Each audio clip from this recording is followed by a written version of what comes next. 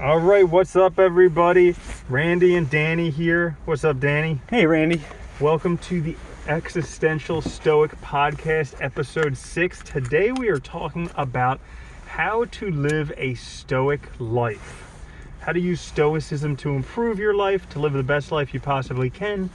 Last week we talked about what is existentialism and what is stoicism. So this week we're taking a more practical look to see how you could use that to actually live a better life. Yeah, not just defining the terms right, but actually understanding in practice. What can we do?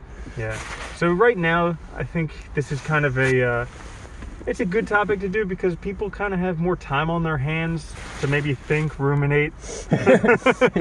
You have no choice but to have more time on your hands to think and ruminate. Yeah, and also Stoicism has been a pretty popular topic in, I would say, the last 10 years or so since the 4-Hour Workweek came out. He introduced it there, Tim Ferriss.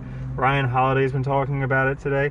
So we found an article today on dailystoic.com, 12 rules for a stoic life, and we're going to kind of go through them and discuss them to see which ones could be useful and what we think Yeah, of and them. how you might actually apply them. And, to your point, too, it is a good time because, there's really not a lot to do anymore like we used to do, right? Things have shut down.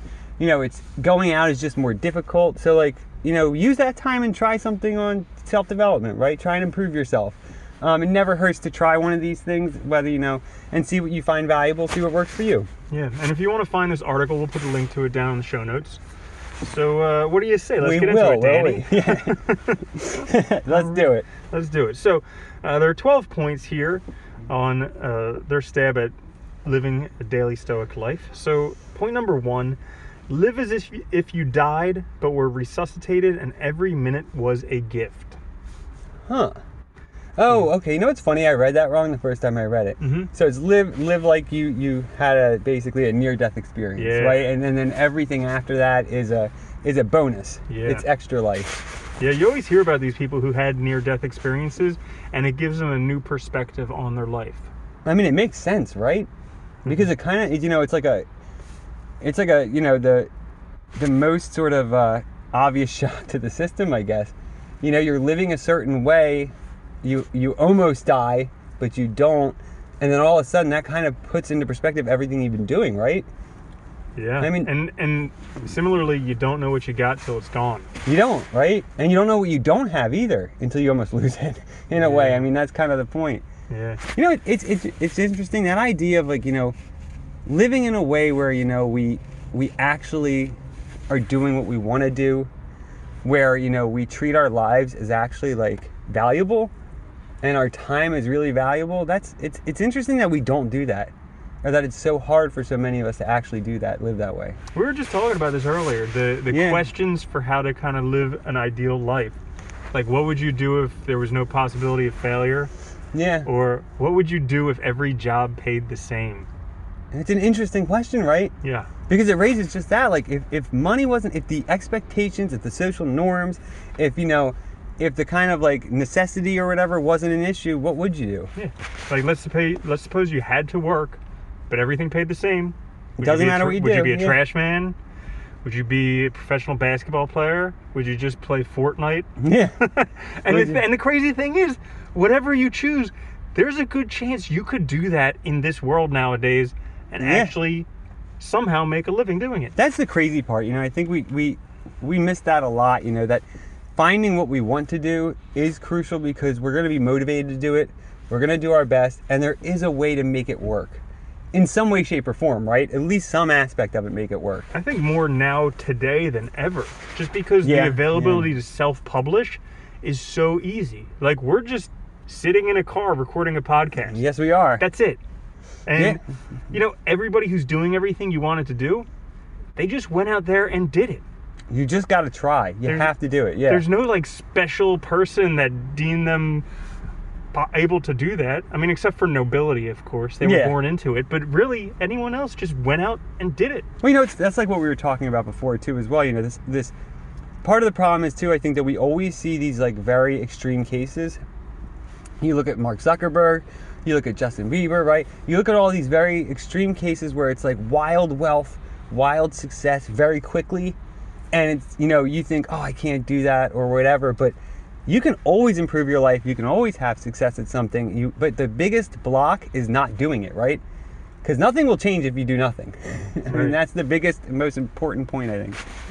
But the good news is you're doing it right now by listening to this podcast. Absolutely. Because at least I think we investigate the good life. And in order to have the good life, you've got to investigate it.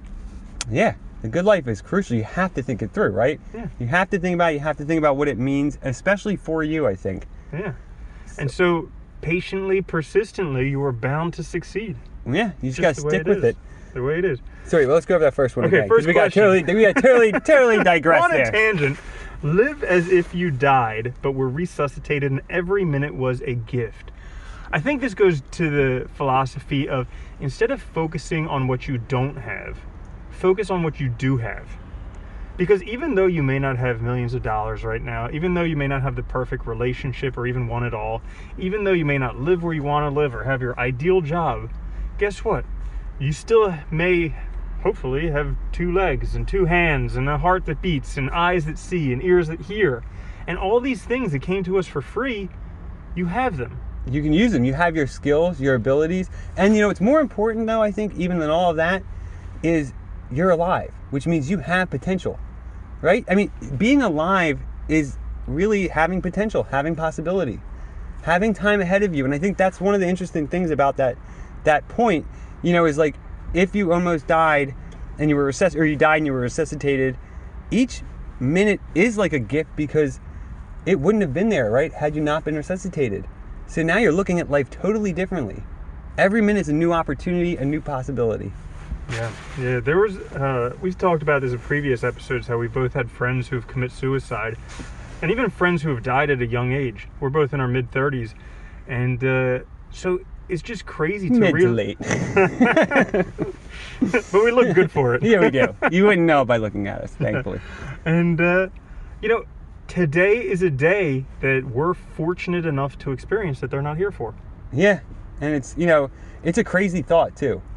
Because, it's interesting because, like, when you're young, I mean, I remember being in high school, right? You think of yourself as almost like a mortal. You don't imagine death. You don't think about death, at all. But then something like that happens and it makes it really apparent, right? The fragility of life, the way that it can just go away. And it's like, it's crazy because it's like now the world is the same, but they're not in it anymore. Yeah. There was one exercise that I was doing for a while just to go sit in a cemetery and see all the people there and how they all most likely thought that the world kind of rested on their shoulders. And now they're dead and the world's still going on. Yeah. And it kind of is a perspective thing for me because I think the same way. I think I have to produce or else, the world's going to come crashing down. And so one day I was sitting there and I looked and right there in front of me was a girl who I grew up with in school. Oh, really? Yeah. Oh, wow. Yeah. And so it was just shocking because, and there's actually another one from a grade ahead of us too, right there. And it was just like, it was just crazy because these are people who in their early 20s, they passed. Like they got 20 years and that was it. And now, in my mind, this person still exists. Because it was just like every day, I went to school, she went to school, we're both there. That was it, yeah. And you just assume that they still exist after the fact, right? Because, you're doing your own thing, they're doing their own thing. I think the important thing about that, too, is, that is a very good shift in perspective, right? Because it's a recognition, too, that, you are still here. Mm-hmm. You've had this time, you have this time, use it. Mm-hmm. Don't squander it. I mean, it's so easy, and it's so strange how it is so easy, but it's so easy to get distracted, to get, depressed, anxious, whatever, to let the burdens of life weigh on you and to not really appreciate the fact that you're alive. Mm-hmm. And life is pretty amazing. Mm-hmm. I mean, it is actually pretty amazing when you think about it. Yeah, and most of the time when people get, I think, when people get depressed or when they get suicidal, Wild it's generalization. It's not that they don't want to live. It's just that they want the pain to end. Yeah, I think that's fair, right? Yeah. I think that, it's an evaluation, right? Where it's a quality of life evaluation at the wrong time, basically, right? The worst time to make it. And if you are in that point right now and it's past 2022, you can just dial 988. But if it's before 2022, you can just dial 1-800-APE-TALK, APE TALK. Yeah. And that's the suicide prevention hotline.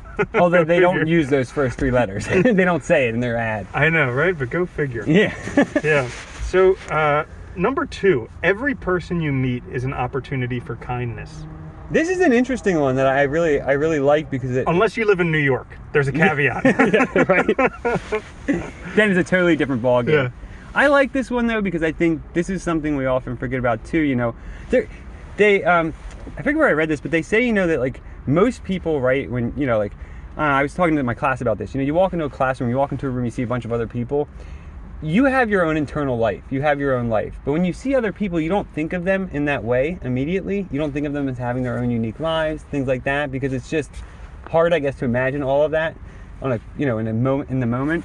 And I like this because it kind of reminds you to look at the other people around you, to recognize them, to identify them, and to, you know that you can always do something good, right? You could always help someone. You can always do something to improve the world. Yeah. Yeah. And I'm reminded of this book that we're both going through right now, Finding Your Own North Star, and how one of the things it mentioned in there was one of these phrases like, the world is full of people who would be super excited to be my friend, or something like that. Having that type of attitude towards other people. I mean, I imagine probably in like the Midwest of the United States, people kind of do focus on kindness, whereas in the Northeast, where we're both from, it's basically all about money and success and keeping up with the Joneses, actually being better than the Joneses. It's not about keeping up with them. It's always about going beyond. It's about being right? the Joneses. It is, right? I want to be the Joneses, damn Right? it. Well, you know, it's interesting, too. I think, you know, we don't have, you know, human beings in the far past, right? Communities were very small. You needed to depend on each other a lot more. Now we don't have that need. You don't need to depend on your neighbor or, you know, the people around you to build your house. Survival is almost right? guaranteed nowadays. Yeah, it's crazy, but you don't need that anymore. So, in a way, it almost makes us more distant and more isolated from each other because there's not that dependence. And in a way, that's kind of sad because, you know, we're missing opportunities to interact, to engage, to develop our social skills, and to be better people, generally.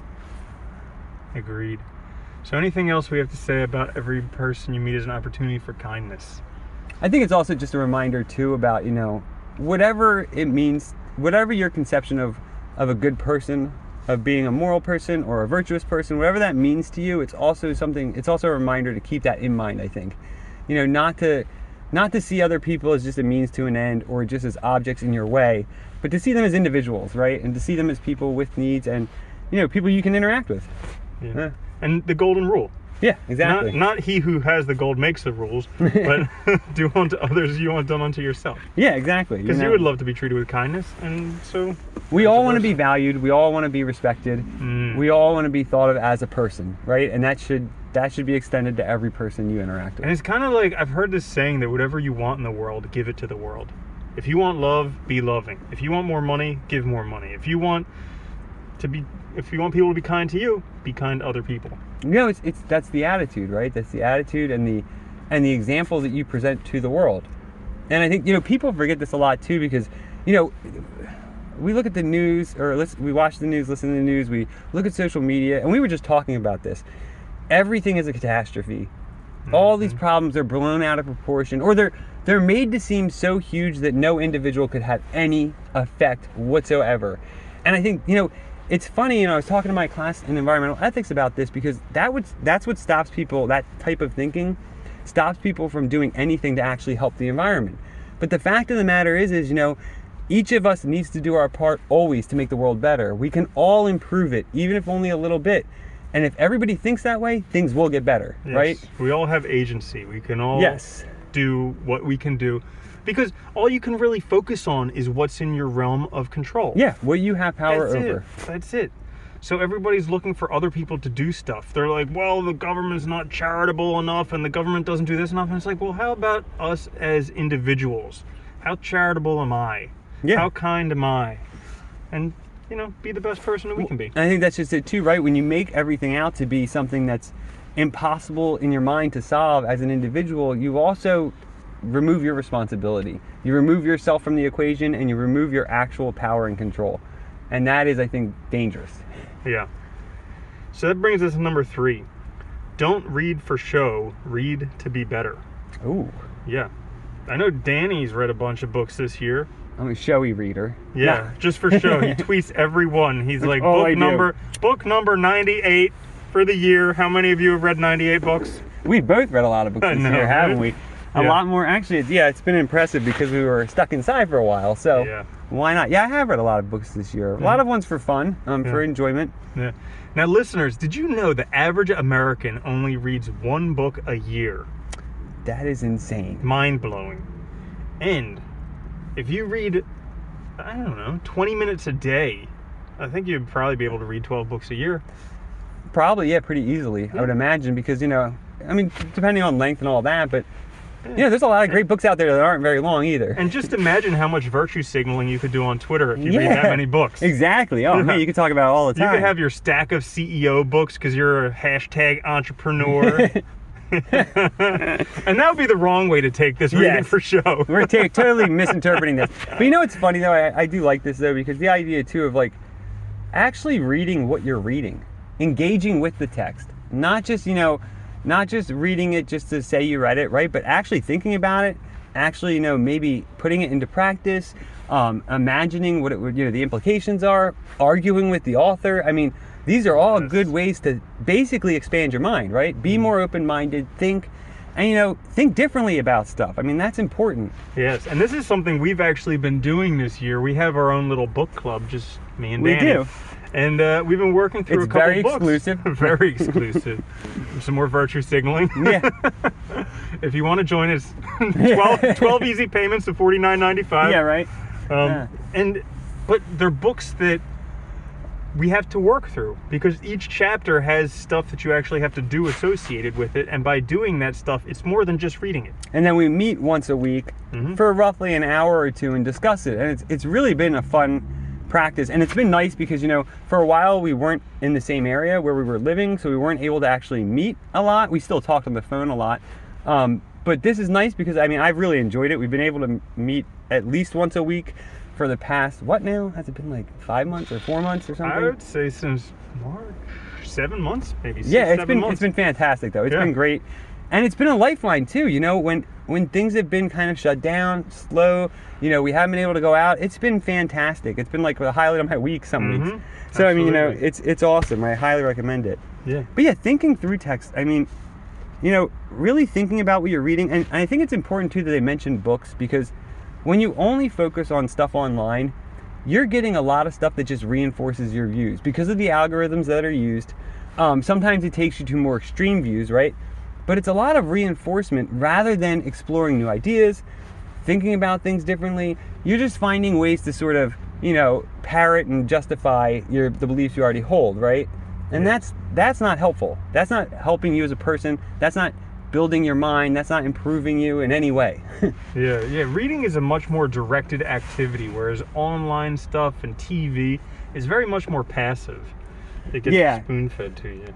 It's easier to do passively too, I think, because when you read, right, even if you're reading just something for fun, like a fantasy book, you're engaged in the process of imagining the world, the characters, and all of that is creative, right? And that exercises those creative muscles, and I think even that's valuable. Yep. So, on to the next one. Be forgiving of others, but don't demand forgiveness for yourself. Huh, that's an interesting one, right? Yeah. I think that's important. So, a lot of issues that people carry with them is because they hold grudges, and here's the crazy thing about forgiveness is it doesn't actually do anything for the other person. Forgiveness is actually a selfish act.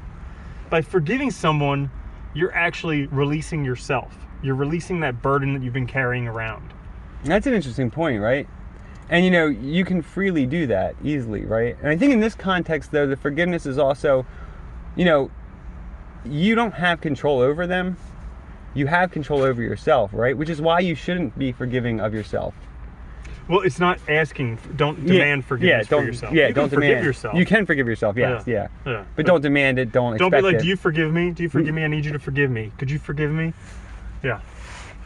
I mean, in the Bible, I think Jesus says forgive the other 77 times, or 7 times 77 times. Yeah. 200 sometimes. If you forgive somebody that many times, guess what? You'll get over it eventually. You know what I like about that idea, too? It's also admitting and allowing for the fact that people make mistakes. It's like, that's like the nature of humans, is to make mistakes. Exactly, right? Human life, I mean, come on. we make mistakes. We're all muddling through sometimes, hopefully doing our best, right? And I think that's what this kind of highlights is, look, people are going to make mistakes.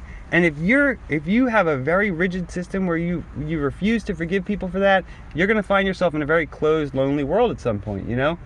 If you're more open and more willing to accept that, you're also more willing to accept that of yourself, I think, and take risks and be, you know, brave in a sense. Yeah.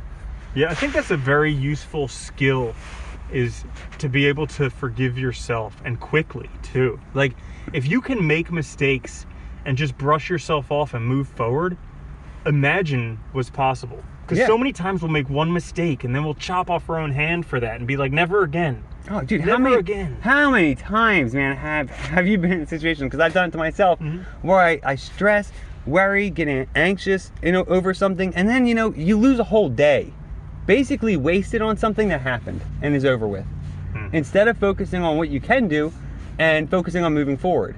Yep. Yeah, so the ability to forgive yourself quickly, and others. Yeah. Yeah, that is definitely a useful skill. It is, and I think it also, again, highlights the idea that we all make mistakes. Yeah. And so number 5 is try to hold as few opinions as possible. That's an interesting one.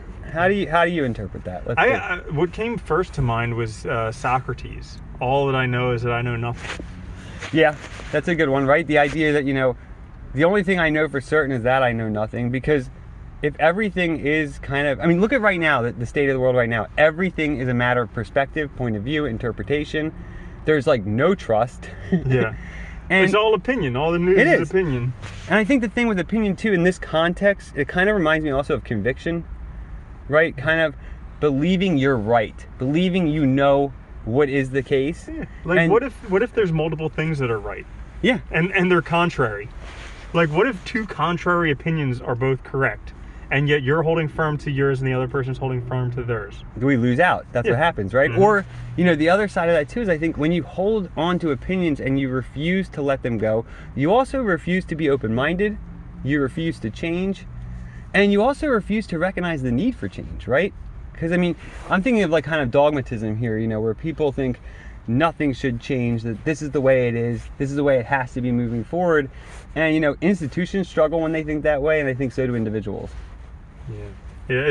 There's this quote that I was thinking of that always makes me laugh. It says, opinions are like assholes. Everybody has one, and they usually stink. That's a good one. I like that. Yeah. You know, it's true, though. You know, I mean, I think it's funny, too, because, you know, we see all these, you know, everybody wants to make everything 2 sides right now, which I cannot stand. You know, we look at like the news, it's the Democrats and Republicans, it's, you know, them versus us, so forth and so on, for every issue. And the reality of the situation is, these issues are complex. Human beings are complex. Most people don't fall nicely into categories. And, you know, basically what this does is it distracts us, and it causes us to actually not accomplish anything and reject growth. Yeah. All terrible things. Yeah, but here's the thing.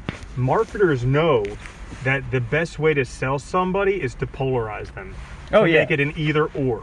And so they know this, and we have a consumer society. So the whole society is built upon selling you something. You want to make them an advocate, right? Yeah, whether it's selling you a product or selling you an idea, and these marketers know that in order to sell you on it, they need to polarize you. And there's no black and white issues. No. It's 50 Shades of Gray. Yeah, it's always been. You know, it's funny too. I mean, remember the commercials when we were younger, right? The Pepsi Coke thing. Like, who cares, dude? Yeah. Who cares? Right? Who cares if you like Pepsi or Coke? Yeah. Nowadays it's like coconut water and almond milk. That's what it is. Yeah. So the next one is pick a Cato, and they're talking about Cato the Elder here, and judge each difficult decision with what would blank do. Like, what would Jesus do? What would Cato do?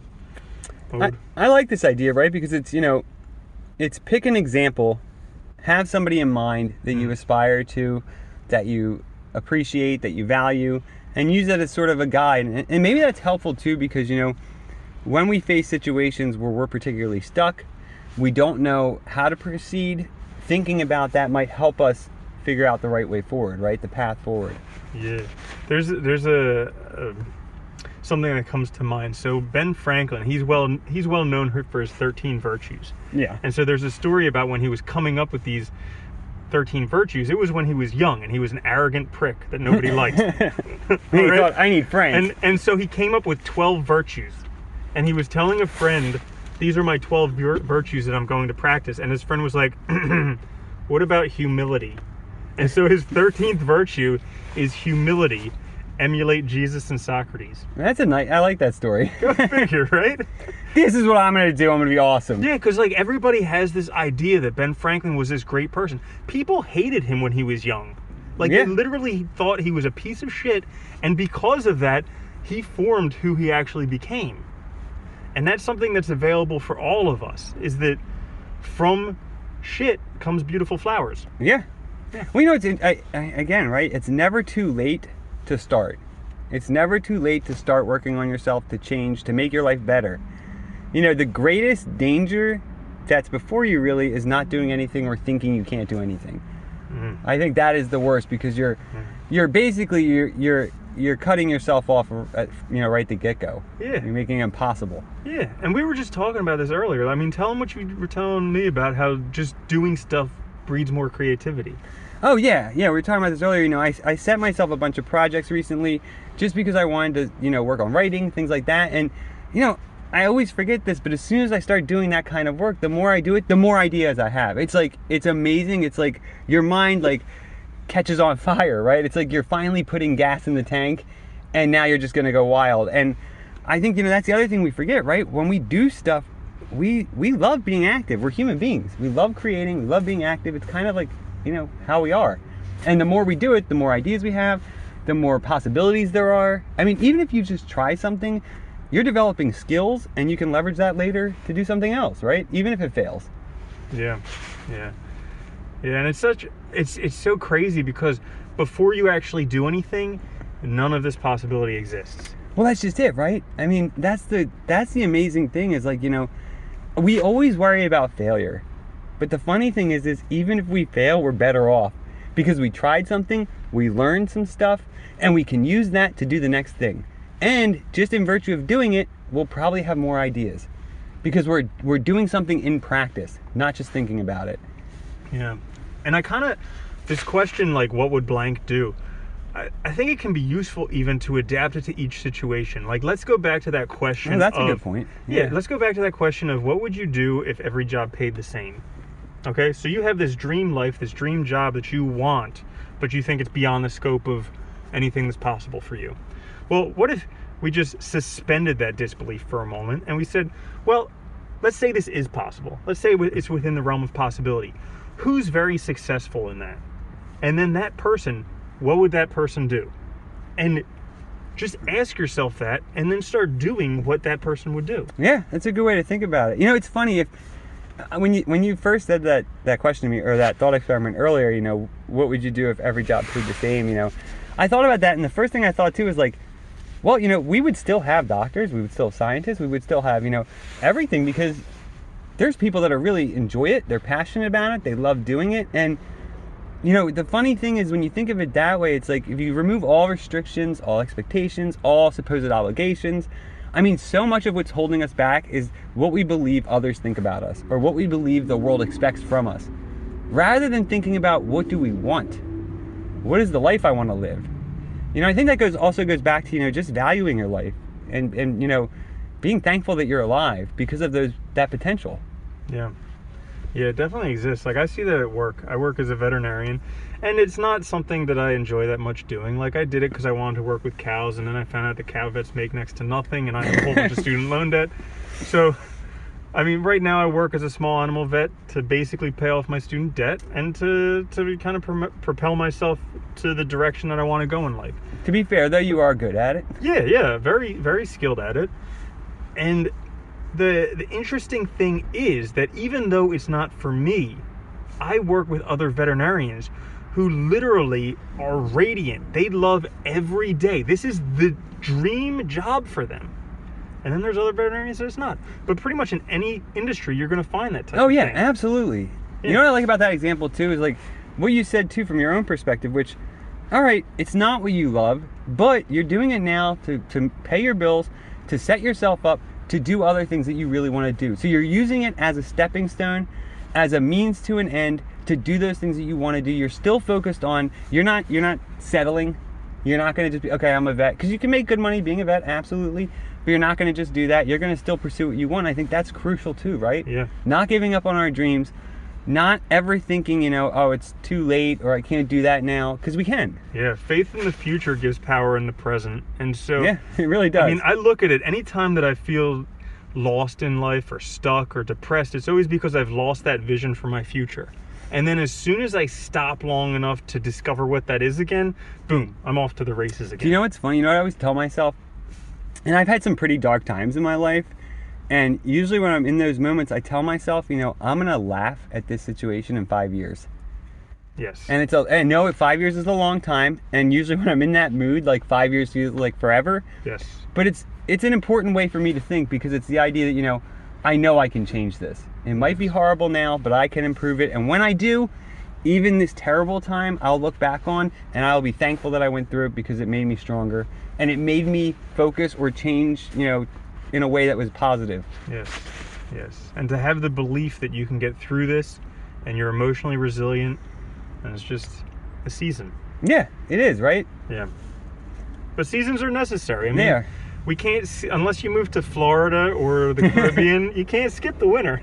Well, it's funny too, and if you have the same season all the time, you will get tired of it. Yeah. Life is change. Yep, absolutely. So the next one, number 7, practice good spending habits. Keep in touch with poverty. Oh, that's an interesting one. Yes. So I do something that many people do not in this area. Oh, I like this practice. Yeah. Yeah. I live on a budget. Every 2 weeks, I write out a new budget for those 2 weeks. And I spend all my money on paper before I actually spend it in real life. That's an interesting practice too, because you're not setting a budget for an extremely long period of time, so it probably makes it a lot easier to do. Mm-hmm. You can make adjustments very easily because it's only 2 weeks out.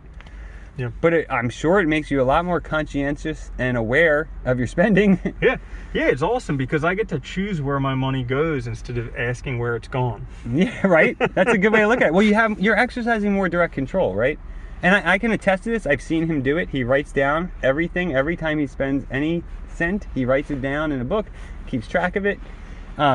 He just bought a coffee, and I saw him do this. So it's an interesting habit, but it's all about taking control of what we can, right? Mm-hmm. And you're taking control of your spending, because how many of us too, I've done this, I'm sure you have too in the past, right? You're out with friends or something, you're having a good time, you spend a little bit more than you meant to. Or conversely, you're having a bad day, you go out, you go to a store, there's a capitalist society, so there's goods everywhere, and it makes you feel good to buy something, so you buy something, right? But you're not thinking about it long term, you're not thinking about your finances, about what you really need, and it can come back and kind of haunt you later. Here's the shocking part, and it may make you a little bit sick to hear it, but they've done studies that it's more painful for people to spend cash than to swipe a card. Oh yeah. And it's more painful for them to swipe a card than to actually wave it in front of the machine. And it's more painful to wave it in front of the machine than to just click a buy button online. So there are marketing experts who have done all this research to find out how to possibly get the most money out of your wallet and into theirs. But it makes sense, right? Because basically with each one of those progressions, you're moving further away from the actual currency. Mm-hmm. Right? When you're spending hard cash, if I have $100 in my wallet and I spend 20, I know I have 80 left, right? Yeah. It's right there. If I'm using my card, right? I don't know, I might know how much is in my account, but that's a bigger number maybe, hopefully, right? And so it's gonna be harder to keep track of. And the further you move, just hitting the pay button, all of that, it becomes more habitual, right? Easy, and you can just go through money very quickly. Yeah. So this is something that when I finished vet school, until I finished vet school, I had very poor spending habits. And even afterwards, I still had pretty poor spending habits. But it's something I'm really just coming to grips with right now. Hey, so am I. It's hard, man. It's hard to do. Yeah. Yeah. And so when I finished vet school, I went and I did Financial Peace University, which is a Dave Ramsey course about spending. And I learned a lot of things.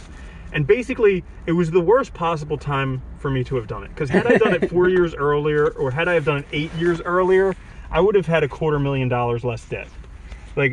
But at that point in my life, I had finished school with $250,000 in debt, and I'm glad you mentioned where the debt came from. Because, otherwise. Yeah. and learned that academic school debt is one of the worst debts you can have. It's horrible. Yeah. But it's funny because we're not taught anything about finances when we're young, or about the agreements we're going to find ourselves in when we go to college, but we're just kind of forced into it. Yeah, I think about this all the time. Like, how many terrible books did you have to slog through in school? Like, I just think of the Scarlet Letter. We all had to read that terrible book, when instead, if they made every student in school read The Richest Man in Babylon and learn that if you just save 10% of everything you make, there's 100% chance you will be wealthy. 100% chance.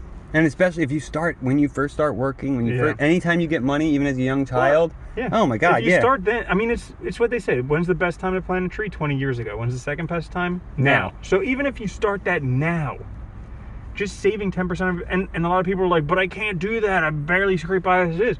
Well, I think there was probably a time where you were earning less than you're earning now, and you were able to survive. Well, the other thing too is, I think I mentioned this to you. They did a study, when everything shut down from March to what was it, June or whatever, July. They did a study and found like the average person saved something like $2,000 just not going to coffee shops. Yeah. I mean, because think about it, every time you go in Starbucks, you really don't think about it, but it's like $10. You get a coffee and maybe, oh my God, if you get a snack, it could be up to 20. That money goes fast, and you do that daily because we get in habits. Yep, and they study. There's this book that I haven't read yet, but it's called. It's something about creating addictive habits. Oh yeah, getting people to form those habits, because that's how you really. They study this stuff, and the world's greatest minds right now are figuring out how to make you click and how to make you spend your money. Well, think about it this way, right? You might make a product. Take sneakers, for instance, right? You sell sneakers. You're gonna make a marginal profit off the people who buy sneakers once in a while when they actually need them. The people you're going to make a killing on is the people that believe they need sneakers all the time and new sneakers all the time, right? You want those individuals. That's the people you want to buy your stuff, because they're the ones that are going to spend everything they have on it. Yes. On a side note, I think we drifted a little bit from this point. All good information. No, sneakers is totally about practicing good spending habits. It is. No, I think the other point here, though, because he says keep in touch with poverty. Yeah, and I think part of that also is you shouldn't forget, right, the different perspectives and what wealth means. I think that's important, and you shouldn't forget, that you've made it in life, with other financial means before, and so not to get too attached to money. I think that's part of it too. Yeah, I have 2 good habits for you guys. Oh, okay. These are 2 good habits that I started that always make me feel good. All right. So habit number 1 is just keeping a bunch of $1 bills in my car, so that anytime I pass a strip club... That's funny, actually. I have $1 bills in my car. Yeah. So that anytime there's somebody asking for money, like if I'm driving through the city or I see somebody with a sign, the money's right there. I don't have to get it out of my wallet. I already have pre-selected that money to give away to people. And you don't have to worry about whether you have a 1 or a 5 or whatever, you know? It's right there, and it always makes me feel good. And then, so that's habit number 1. And then habit number 2 is, on a nice day, just go to the bank, take out $51 bills, and go walk around the city. And every time you see someone sleeping on the street or with a sign or begging for change, just give them $1. Take your kids with you and give your kids some money to give away. And the sad reality is you will go through that money fast. Yeah. But the thing is, the benefit that you get from it, it's a selfish practice. It is. Because you're giving away, but you're actually giving more to yourself. You are. And you know what's also interesting is I think that's a nice habit too in practice, because you're also reminding yourself too what other people are going through and how good you have it. It can help you be grateful, right? And thankful for the things that you actually do have. And you don't need to be wealthy to do that. I mean, heck, you can take $10 and do that and really help other people. They could get something to eat, they could, whatever, and also really help yourself. And it's a great idea. Yeah, it's really good. So 8 is, this is a good one. Always consider the worst case scenario. Ooh. This one I like. All right. Why do you like it? Because it helps me reach decisions and take action. I think I learned this from the 4-Hour Work Week, where basically Tim Ferriss says, consider the best case scenario and consider the worst case scenario, and then consider the most probable scenario. Okay. And that helps really put perspective on this and kind of figure out like, well, oftentimes in these decisions, the most probable scenario is a lot closer to the best case scenario than the worst case scenario. And then with the worst case scenario, can I recover from that? Chances are yes. And so it's just like a no-brainer to take action. It's funny. Yeah, we often convince ourselves, right, that we can't do it or that something bad's going to happen and we'll hurt ourselves or, create an obstacle that we can't overcome. And that's never really the case. And, it's interesting, too. I like that because, a lot of times what I struggle with when I'm trying to start something new is I have fear, right? I'm afraid. And, I think thinking that way helps remind you, too, that you can do it. Right? That it's within the realm of possibility. And even if it doesn't work, because, the other thing with that is, a lot of times I would feel worse if I didn't try. And for me, sometimes that's even the worst case scenario, right? Yes. What would be worse? Trying this thing, taking a risk, or not doing it? Not doing it. Because then I have to live with the fact that I never tried. And the regret. I never did it. Yeah. Oh, the regret. That's like the worst thing to have to live with. Oh, regret's the worst thing. It is. It is the worst thing. But it's nice, and again, that goes back to the same point, right? You can always start things now and change, and you can always sort of work through that regret now by doing something. We were talking about regret earlier, and it was really interesting what you said about regret, because you were saying that if you live a life true to yourself, that it's pretty much impossible to regret anything. Yeah, I was saying that, I've been thinking a lot about this, and I've been reading a lot of the existentialists for various reasons recently, and they are my favorite philosophers, but the idea of the authentic life and living authentically, I think really it does make sense, right? Because if you live a life that is your own, that's meant for you, that's what you are supposed to do, I think you can't regret. It's impossible. Yeah. It's inconsistent with it. Whereas if you live a life that's based on, expectations, the norms external to you, standards, the social world, you're most likely going to regret something.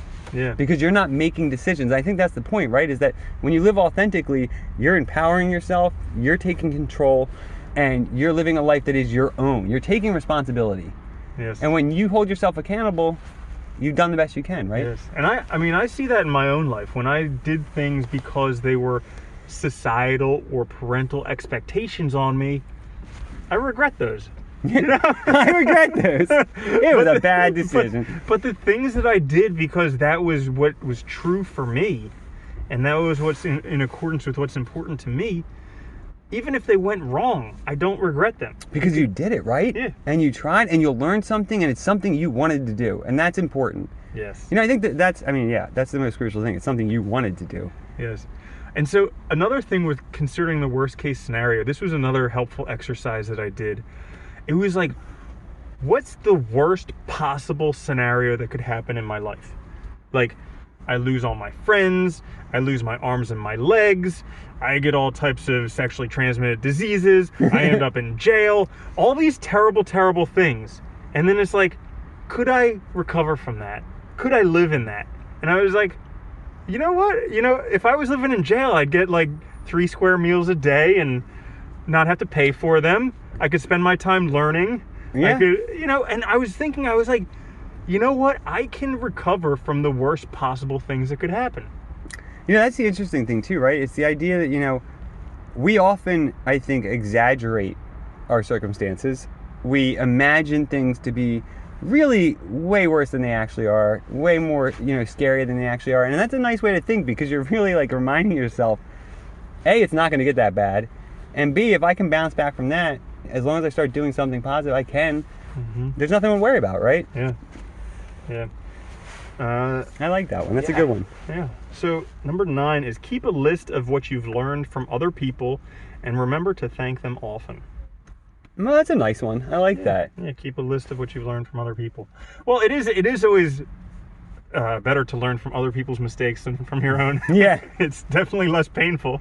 I think just in general, too, the idea that, one, it's less painful, that's all. It is true. I think in general, too, just learning anything from someone else, too, it's also being thankful that they were a person who helped you develop, right? Helped you better yourself. And it's important to sort of recognize that, maybe, you saw through them a way to maybe get over an obstacle, improve, overcome something. And I like that idea, right? It's kind of like being grateful and recognizing that you live in the world. Yeah, gratitude is a great practice. It's another one of those selfish practices. It's crazy how like a lot of these things that are good for you are really self-serving practices that you think are good for another person. Like you think gratitude is good for the person that you're thanking, but really it's a totally self-serving practice. You think that being charitable is good for the other person, but really it's a totally self-serving practice. It makes me think of like the crazy paradox of life. Well, I mean, life is a paradox, isn't it? Yeah. I mean, human beings are a paradox in so many ways. So it kind of makes sense that that's the case. Yeah. It's also nice too, though, because it's also remembering, I think, also that you have control over your thoughts and actions. And again, I think being responsible, accountable to yourself, and being grateful, being thankful, kind of helps keep that in mind and keep you focused on what is helpful to you and what you need. Yes. So the next one, some people will definitely be against this one. Get up early every day, as early as you can. Yeah. Now I myself am an early riser. I wake up every day between 5:15 and 5:30. And for me, it works out well because I get some time to myself in the morning before I have to go to work, and it gives me some time to have some silent time. I am actually an early riser too. Yeah. I usually get up because we've texted each other really early. I never worry that you're awake, which is nice, right? I always know you're there. I can always reach out. I usually get up about 6 o'clock, give or take. I don't even set an alarm. I just do. It's kind of always been the case. Do you know, actually, this is totally off. Do you know what time in the morning you were born? Or what time of day? No idea. See, I was born at 5:15 in the morning. I know that. Ooh. And I always wondered if there's an association between when you were born and whether or not you're a morning person. Which, kind of like when your biological clock starts. Yeah. Sort of thing. Kind of just... That would be interesting. That would be interesting. I have no idea. But I hear a bunch of people who are like, no, I can't. I'm not yeah, like really person. Can't, right? Like it's impossible. And I even know people too that definitely I've seen them. They're more productive at night. They're better thinkers at night, right? They just seem to work. They're evening people, right? Yeah. So I mean, this might be hard for you, but I like the idea because you're right. You get up early, you kind of ensure some time to yourself.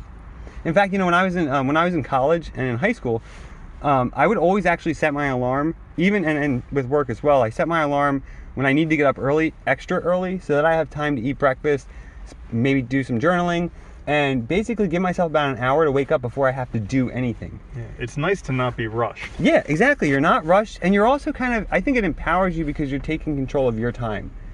Rather than sort of like, you wake up, you feel like you have to run out the door, right? You feel like these obligations are sort of pressing on you and you need to rush through everything. It sets you up for, I think, more clarity through the day, right? I think one of the worst inventions in all of humanity, aside from the shake weight, is the snooze button. Oh, God. It's like, if you want to wake up at a time, just set your damn alarm for it and then wake up. Yeah. Yeah, because if you don't want to wake up, then don't set an alarm. Yeah, it's funny, like, I will set, like, for instance, like, I've had flights at, like, 3 in the morning, and I need sleep, and I will set several alarms because I'm worried, maybe I won't wake up. But yeah, the snooze button is just set the alarm for the later time. Yeah. And I've heard people say, oh, but I hit the snooze, and then I get that extra 5 minutes and I feel better. How? How do you feel better? I've never done that. Anytime I know that I'm going to sleep again and have to wake up again, I'm like, nah. I don't want to do this. And not in like 5 minutes. Yeah. It's not even like real sleep. Yeah.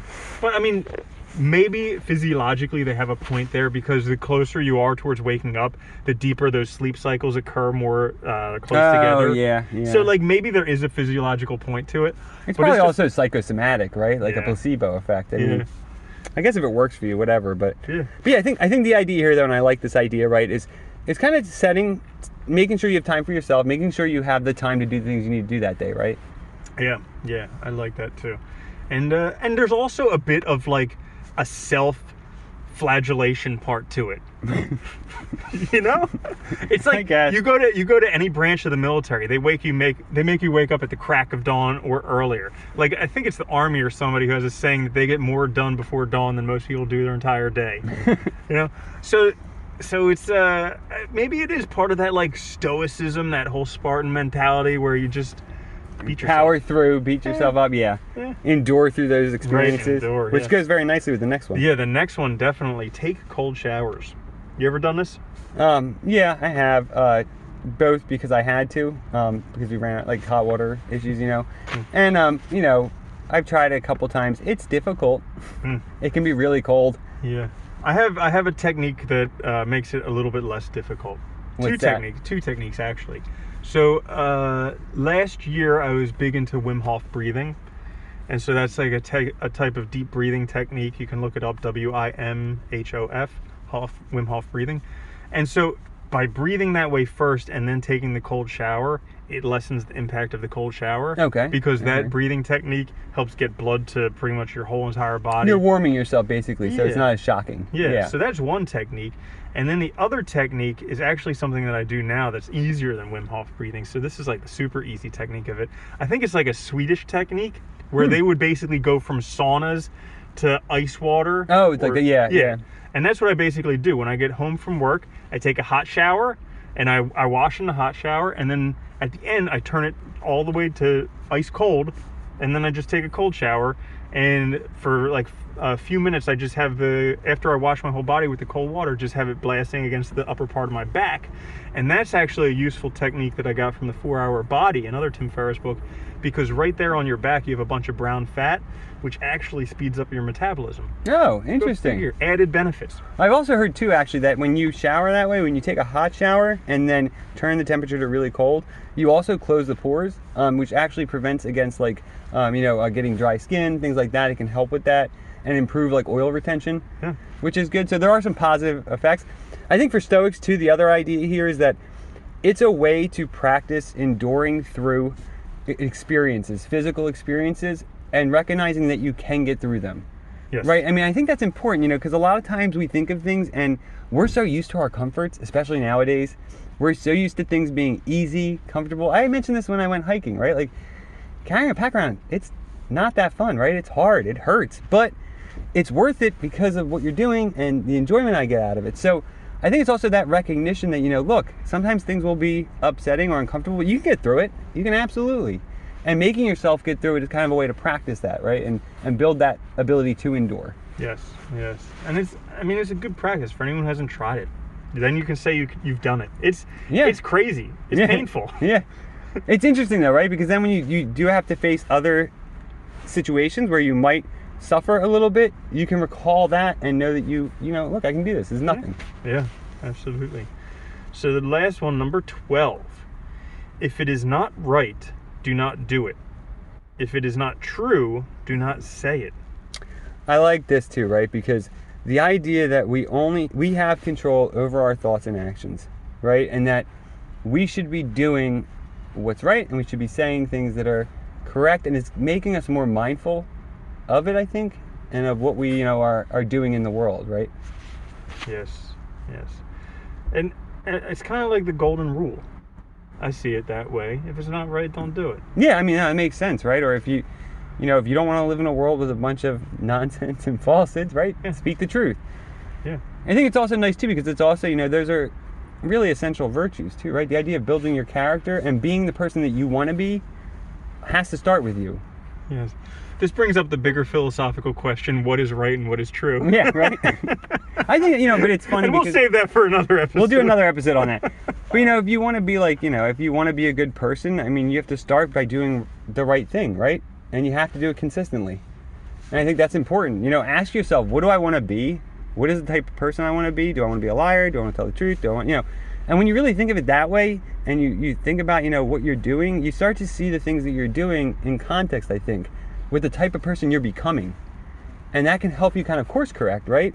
And make sure you're on the right path. Yeah. And this is reminding you to slow down. Think about it. Yeah, and it's going with be true to yourself. What we Yeah, were talking right. about earlier, and then you live with no regrets. Yeah, living the authentic life, We living should the life write a that's right for book, you. How to Live a Life Without Regrets. Oh, we're going to. Yeah. There we go. There we go. We got it. And if you guys pre-order it today, we'll give you 20 bucks. It's okay. Goodness, yeah. That was a fun episode. Yeah, definitely. Well, so that was a list of 12 things. So we discussed 12 things there. Any other ideas for how to incorporate Stoicism into your life? And I have one, if you want, while you're thinking about yours. Okay. So this is one way that I think that all of us can incorporate Stoicism into our life. And I myself, and I think a lot of people out there, think that there's some other life we're supposed to be living. So, what we're going through, we're not supposed to be going through this difficulty. It shouldn't be this way. This shouldn't be happening. We shouldn't be going through these troubling times. Yeah. Well, one way to incorporate Stoicism into your life is thinking that this is necessary, and how can I endure through this, and how can I make the most of this? It's a good point. We talked about this before, but we have this way of looking at suffering, fear, distress as something to avoid and stay away from, and that limits us and blocks us all the time, right? And again, that goes back to the comforts, the expectation of immediate pleasure, immediate satisfaction. And when you think that way, you're kind of reminding yourself too that these are also necessary experiences from which you will grow, right? And you will learn things, and you will be able to, find out about yourself, who you are, what are you capable of, what type of life is right for you. I mean, oftentimes we don't know anything until we try it. Yeah. And I think that's crucial, right? You have to experiment and try things, or you only have a very narrow point of view to work with. Yeah. So I think embracing what's happening and just... Because, to me, Stoicism almost means patience and endurance. Like, to me, they go hand in hand with each other. In a big way, they do, yeah. And so it's just enduring the difficulties of life. And it's mental fortitude, right? Yeah. Yeah, I remember there was this guy I knew, Steven. I was going through some stuff in life, and he asked me, he's like, what makes you think that you don't have to go through this? What makes you think you're so special that you don't have to go through this? And it just like slapped me upside the head, and I was like, oh my gosh, yeah. Yeah, why do I think that? I am being an entitled little bitch. Yeah, no, but it's funny, but we do that all the time, right? Yeah. And we get, and we work ourselves up, and then what do? Nothing. And so we don't do anything to improve our situation, and so why should it get better? I think that's the other important thing, right? Things are only going to happen when you do it, so you have to do it. You have to work for it. You have to try. You have to experiment. Yeah. On that note, too, I actually like... everybody knows Marcus Aurelius, journaled quite a lot. Is that a TV show? Like Yeah, Everybody right? Loves Raymond? Yeah. Everybody knows Marcus Aurelius. Oh, that'd be a great one. Just this very, serious guy sitting in his room. Very serious philosopher. So he wrote a lot, though. He had a practice, journaling in the morning and stuff. And I think that is actually a very useful practice to adopt. I think that can be a way to incorporate it into your life. Now it's all I'm thinking about. Everybody knows Marcus Aurelius. And somebody like Ray Romano, for some reason. Somebody who doesn't fit at all playing him. That would be wonderful. Oh, man. Anyway. You were saying? I don't know. Yeah, but no, journaling I think is a good practice because it gives you a chance to reflect on things that already happened or on what's to come, but do it in a sort of safe way. You can give voice to things without really voicing it out loud in a way, I guess. So I like journaling because it's a way for you to privately work through things and put it down on paper, right? Get it out of your head. And I think that's really helpful, especially when it comes to enduring through things, working through difficulties, and figuring out how to, really what you need to do. Yeah. So many times it is just getting it out of your head. Oh, there's yeah. there's like a catharsis that comes once you get it out of your head, whether it's writing it down, telling it to somebody, working it out through extremely hard exercise, whatever it is, just getting it out of your head is just like, whew. It's like a nervous energy, right? You have to use. And if you don't use it, it will eat away at you almost. Yes. Huh. So anything else, Danny? I think that's it, right? For now. Yeah. That was a great episode. It was. Episode 6. Thank you so much for watching. Like, subscribe, tell your friends about us. Also listening. Oh yeah, listen to the episodes, that'd be helpful. Yeah. But all of that. It's great. Please do it. Yeah. Thank you so much, and we'll see you guys next week. Next week. Have a great week, Randy. You too, Danny. Bye-bye.